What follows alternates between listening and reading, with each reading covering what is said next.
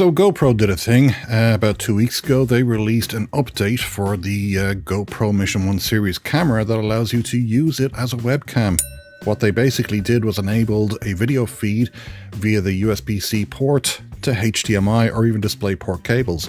So in this video, I'm going to show you how to use your GoPro Mission 1 as a high-quality 4K 60 frames per second webcam. So sit back, relax, and enjoy. This is DemonView.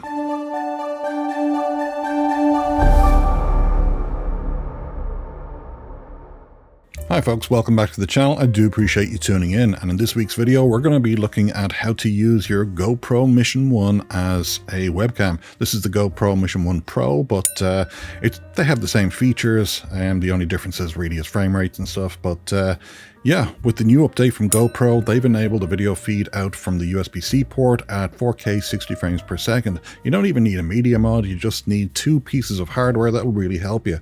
So let's take a look at what they are. So the very first thing you're going to need is a USB-C to HDMI cable. You can also use a USB-C to DisplayPort cable if you wanted to, but for this one I'm going to be using a USB-C to a HDMI cable, and I will leave a link for that in the description below. And this is just one part of the puzzle, but yeah, you can pick these up pretty cheap. I think I got this one for about $9, so it's a 4K cable, and that's what matters. And then the second piece of hardware you're going to need is one of these, and it is a video capture card. Basically, this takes your HDMI in here and translates it to a USB-C. This is a capture card. With this option, you have all the settings on your camera. You can access all of them, everything from shutter speed to frame rate to resolution to color profiles. So this is actually a much better solution to use. Now, you can pick up these HDMI capture cards for about $10. This is a $10 one, but you have to be very careful because it will say that it takes 4K signal, but the capture frame rate is, or sorry, the capture resolution is only 1080p. That's what I saw really in anything that was below $30. This capture card actually costs $40, but it is 4K capture at 60 frames per second, and that's exactly what we want. And this one's nice because it also has an HDMI out, and what I can do is not only capture when this is plugged in, but I can also have a second HDMI cable going to a monitor so I can see exactly what it is that I'm capturing. And for setup, this is going to be quite simple. I'm going to get my USB-C capture device here. I'm going to plug the HDMI into the HDMI in. There's actually an in and an out. You want to make sure you plug it into the proper one. So HDMI in, like so. And then we're going to plug the USB-C part of that cable into the USB-C port of the GoPro Mission 1 camera. And then, finally, just get the USB-C port of your HDMI capture device and plug it into your USB-C hub, which is what I'm using. No need to actually use the direct port on the laptop. I can just plug it into my hub, like so. Trust me, that's what that clicking sound was. And then we turn on the camera. So once I plugged in my USB-C cable, it actually displayed a message on the top saying HDMI out detected. So I'm going to go into my OBS Studio here and just set up my capture device as a GoPro HDMI capture. That's what I've named it.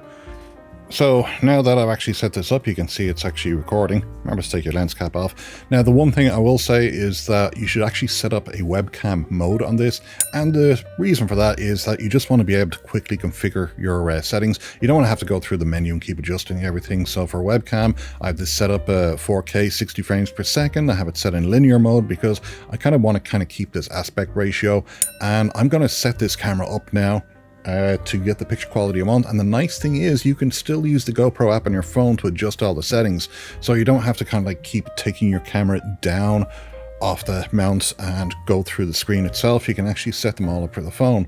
So we're going to see basically how this compares as a webcam to my good, expensive, very expensive webcam that I have already set up. So let's take a look. Okay, and here's the kind of image quality that we're getting from the GoPro right now. Now, is it a perfect image?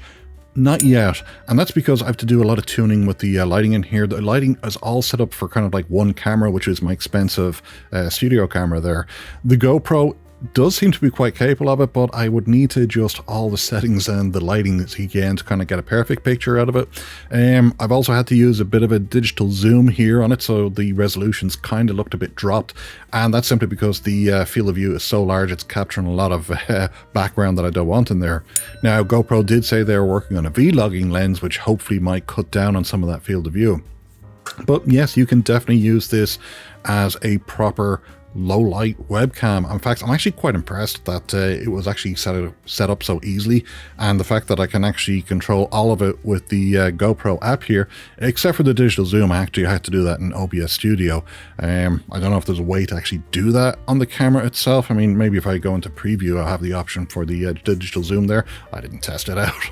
But yeah, I'm actually quite impressed compared to other GoPros. I mean, I would not be able to get an image like this out of my previous GoPro. Now you can see there's a bit of like noise compensation going on up here in the corner, and that's just simply because I don't have proper lighting set up here for the GoPro.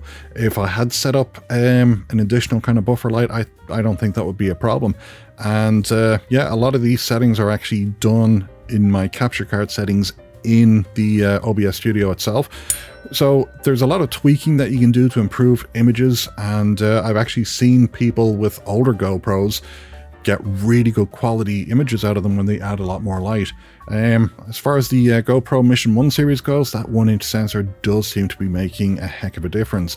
So I think this is a big step up over what you could get out of previous GoPros when using them as a webcam. The fact you can get it at 4K 60 frames per second is pretty awesome. But, you know, I think if I was going to use one, I'd want to adjust my lighting and really tweak the settings to get the best image quality out of it. Maybe even use GoPro Labs to tweak the settings just a little bit more. But yeah, I'm pretty impressed with it. I think that looks acceptable. The digital noise reduction is causing a bit of muddiness in it, but like I said, if I go through the settings and spend longer, I only did this in like 5 minutes.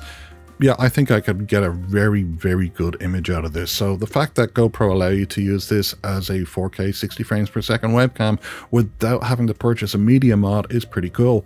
And the fact that you aren't limited to that 1080p 30 frames per second like you were through the webcam software.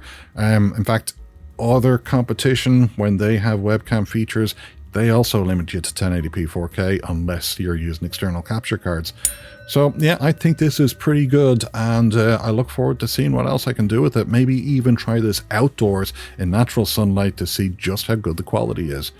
So there you have it, a very quick and simple way to set up your GoPro as a webcam, and you know, it's just a huge step up, and I think there's a lot of improvements I can make on this. So hopefully you found this information helpful. I'll leave links to all the hardware that you're going to need down below, and I'll actually copy the settings out that I'm using for this setup at the moment. So, you know, it'll give you a good starting point if you decide to explore these options yourself. So until next time, cheerio.